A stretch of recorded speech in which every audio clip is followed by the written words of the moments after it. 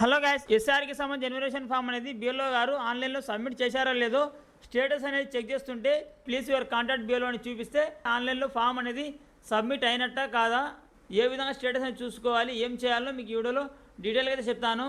వీడియోని లైక్ చేయకుంటే వీడియోని లైక్ చేయండి.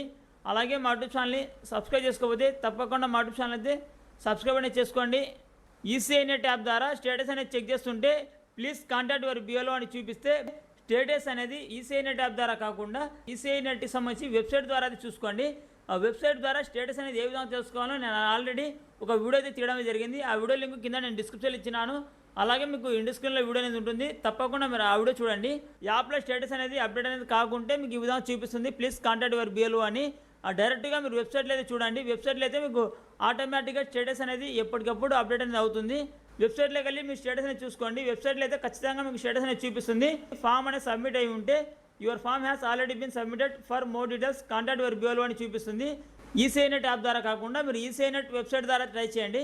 వెబ్సైట్లో అయితే మీకు ఖచ్చితంగా మీకు స్టేటస్ అనేది చూపిస్తుంది. ఒకవేళ మీ వెబ్సైట్లో కూడా మీకు స్టేటస్ కానీ రాకుంటే బిఎల్ఓ గారికి కాంటాక్ట్ అయితే ఇవ్వండి. ఇది ఫ్రెండ్స్ వాళ్ళ వీడియో అయితే లైక్ చేయండి.